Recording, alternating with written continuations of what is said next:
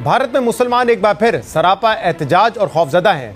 पिछले 10 सालों के दौरान अपने कई मजहबी और शहरी हुकूक से महरूम होने, कई मसाजिद के इन्हदाम और मुसलमान मुखालिफ मुहिम का सामना करने के बाद अब भारतीय मुसलमानों को अपनी खरबों रुपए मालियत की लाखों एकड़ जमीन छिन जाने का खदशा पैदा हो गया। इंडिया के अंदर मोदी गवर्नमेंट ने एक इंतहाई मुतनाज़ कानून पास किया है। वहां पे जो वक्फ जायदादें हैं, मतरूका जायदादें, खासतौर पर मुसलमानों की, उसके हवाले से ये कानून पास किया गया है। कैसे देख रहे हैं इस बिल को, क्योंकि ये कहा जा रहा है कि मुल्कगिर तहरीक शुरू की जाएगी all India Muslim personal law board की जानिब से। इसके अलावा तमाम ऑपोजिशन जो पार्टीज हैं वो उसे कंडेम भी कर रही है, इसकी मुखालिफत भी कर रही है। तो ये सस्टेन कर पाएगा और इसके असरात किस हद तक होंगे? अच्छा, ये भी मुमकिन है कि किसी अदारे को चलाने के लिए किसी ने कहा कि यार ये अदारा आगे कैसे रन करना है, तो साथ हम एक दुकानें भी बना लेते हैं, वहाँ से आमदनी आएगी। वो जो बड़ा कॉमन ही होता है पूरी दुनिया में, तो वहाँ पर ये वक्फ जायदादें हैं। अच्छा, ये जो है ये 9,40,000 एकड़ से ज़्यादा है। अब इनको जो है और 1.2 ट्रिलियन रुपीस से ज़्यादा की जायदाद है। अब उन जायदादों के ऊपर जो है वो जो है उसमें उन्होंने अमेंडमेंट कर ली और उसके नतीजे में वो कानून पास हो गया। बात करेंगे भारत में वक्फ तरमीमी बिल 2025 के खिलाफ एहतजाज। भारतीय लोकसभा में मुतनाज़ा वक्फ तरमीमी बिल मंजूर किए जाने के बाद पूरा भारत एहतजाज की लपेट में है। अब खास तौर पे अब उनको पता है कि जो दरगाह और मस्जिद, ये दो ऐसी चीजें हैं, वो समझते हैं कि ये मुसलमानों का बहुत ज्यादा कंट्रोल है। इस कंट्रोल को जो है वो कम किया जाए। जिस तरह आप अपने इंट्रो में बता रहे थे कि बहुत बड़ी लैंड है, और असल में वो नाम क्या दे रहे हैं जी, हम डिजिटलाइजेशन कर रहे हैं।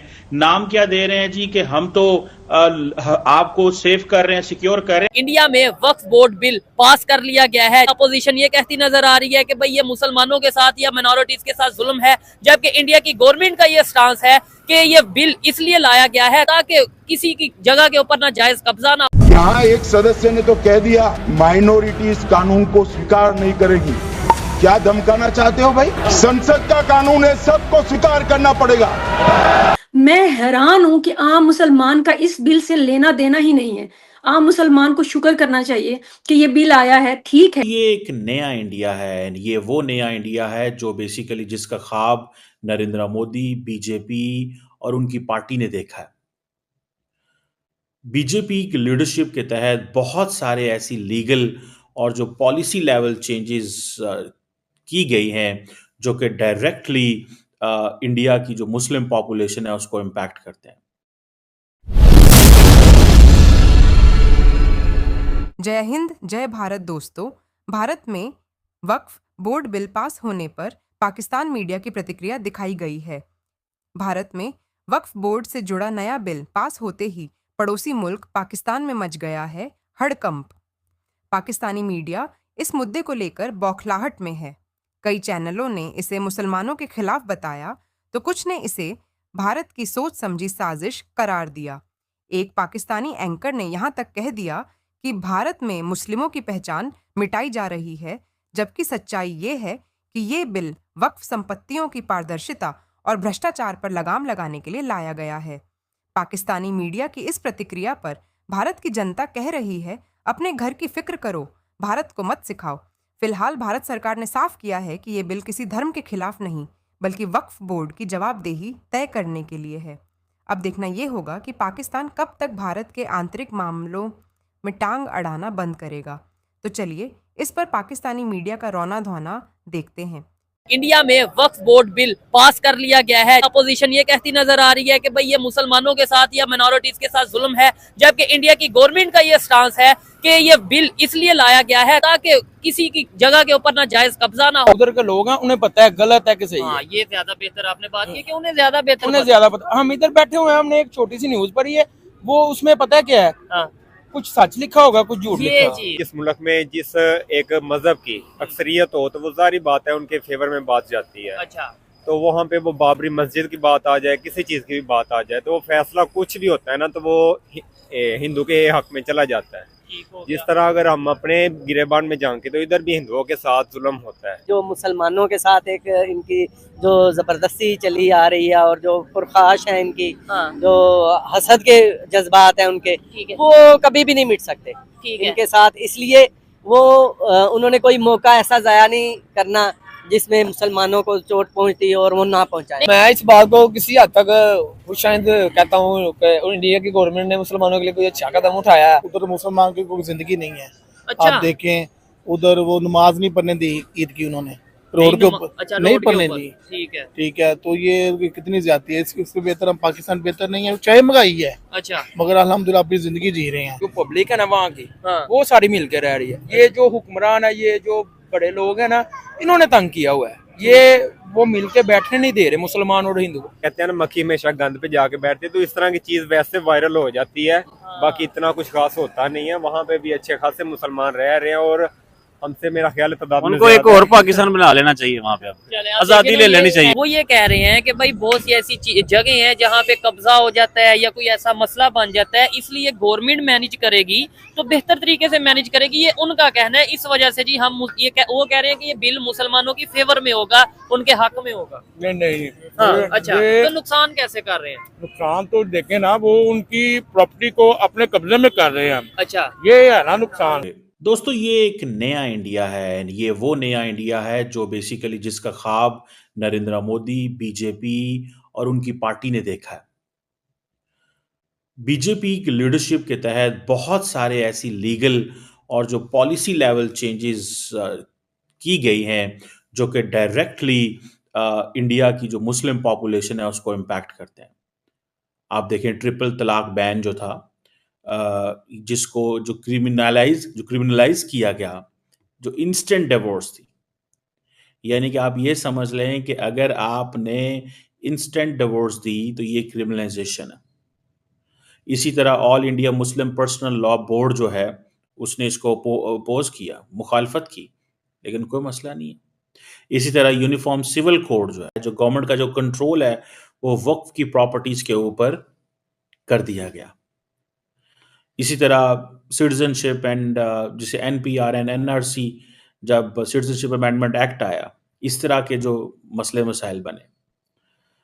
आगे आप देखें कि जो नेशनल रजिस्ट्रार ऑफ सिटीजन्स था उसके ऊपर मसले बने। एंटी कन्वर्जन लॉज, ये जो लव जिहाद था, बहुत कुछ इंडिया ने चेंज किया।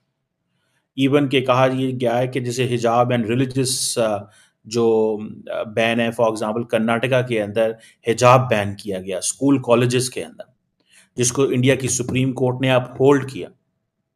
आप इससे अंदाज़ा लगाएं कि फिर इसी तरह जो बहुत सारी जो डेमोलिशन ड्राइव हुई, आपने सुना होगा बुलडोजर जस्टिस के नाम से चीज़ें जो हैं वो की गई। बहुत कुछ नरेंद्र मोदी की सरकार में हुआ। ये एक नया इंडिया है। वो लोग जो नहीं समझते उनको ये समझना चाहिए। अब जो मैं बहुत सारे लोग इंडिया के अंदर इस पे शोर कर रहे हैं, उसके ऊपर भी आता हूँ कि कौन कौन शोर कर रहे हैं, और उस पर भी समझ जाएं कि ये एक नया इंडिया है। ये वो इंडिया है जिसमें वो जैसे कहते हैं ना, जिस अंदाज से, और दूसरा उनके पास मेजॉरिटी है। मुझे समझ नहीं आ रही कि एक गवर्नमेंट एक कानून बनाना चाहती है और उसके पास उनके लिए मेजॉरिटी मौजूद है, तो वो क्यों अपना कानून नहीं बना सकते? वो क्यों अपनी चीजें अपने कंट्रोल में नहीं ले सकते? ये एक सवाल है कि नहीं है? अब फॉर एग्जाम्पल जिसे वो कहते हैं ना कि ये फॉर एग्जाम्पल सुप्रीम कोर्ट की हदायत थी इंडिया की, मैं पढ़ रहा था कि जितनी भी सुप्रीम कोर्ट ने ये कहा कि जो वक्फ के सर्वेज किए जाएं और एनक्रोचमेंट खत्म की जाए, तो इस पे कोई बुरी बात तो नहीं है एनक्रोचमेंट खत्म करना। एनक्रोचमेंट खत्म करना बुरी बात थोड़ी है कि बुरी बात है, मुझे तो नहीं लगता ये कोई बुरी बात है। और इसी तरह जो वक्फ बोर्ड है वो कहते हैं कि जी ये जो वक्फ बोर्ड है, ये जो डिस्प्यूटेड रिलीजियस साइट्स हैं उसके ऊपर ओनरशिप नहीं क्लेम कर सकते। बेसिकली कई मानों में उन्होंने इनकी पावर्स को कम किया है कि ये हर जगह पे इनक्रोच कर जाते थे। देखिए दरगाह वाले भी जो हैं वो बहुत सारी चीज़ों को मिसयूज करते हैं, और मसाजिद भी जो है वो बहुत सारी चीज़ों के अंदर मिसयूज करते हैं। पाकिस्तान के अंदर विद इन पाकिस्तान में आपको बात बताऊं, जो कवानीन है उसमें ये आफ्टर वॉर अगेंस्ट टेररिज्म हमने देखा कि मस्जिदों के अंदर स्पीकर का जिस तरह बेजा इस्तेमाल होता था, वहां से अगर नफरत अंगेज तकरीरें होती थी तो क्या हुकूमत पाकिस्तान ने नहीं उसको रोका? क्या अगर किसी मस्जिद से, किसी जगह से ये तकरीर होती है तो क्या रोकना नहीं चाहिए? एब्सोल्युटली रोकना चाहिए। क्या दरगाह जो है उसको किसी कानून कायदे के तहत नहीं चलना चाहिए? एब्सोल्युटली चलना चाहिए। मुझे तो नहीं कोई चीज ऐसी लगती कि जिससे मैं ये तासुर ले सकूं कि भाई आप जो दरगाह को इलीगली चला सकें क्या। और आपको पता है यार, ये नरेंद्र मोदी का टाइम है। These are times of Narendra Modi. You can not do anything, आप कुछ नहीं कर सकते। ठीक है जी। गवर्नमेंट क्या कहती है, इंडियन गवर्नमेंट कहती है जनाब सबका साथ सबका विकास। कहते हैं जी जो रिफॉर्म्स हैं वो इक्वालिटी लेके आती हैं, और जो ट्रिपल तलाक बैन हमने की थी that was for the gender justice. ये जेंडर जस्टिस के लिए हमने किया था। They are in the majority and they have every right to make a law. लेकिन वो अपनी जो सियासत है वो उससे बिल्कुल वो समझते हैं कि हमारी सियासत हम सही सियासत कर रहे हैं। They are absolutely they believe कि ये जो कुछ हो रहा है सही हो रहा है, हमें कोई परवाह नहीं है, हमें जो मर्जी कहते रहे आप। सो ये याद रखें कि ये सारे का सारा ये जो पॉलिटिक्स है इस वक्त भारत की पॉलिटिक्स के अंदर ये मेजॉरिटी जो बीजेपी के पास है वो एक नया इंडिया बना रहे हैं, और वो नया इंडिया वो है जिसमें वो अपनी मर्जी से चीजें करना चाहते हैं।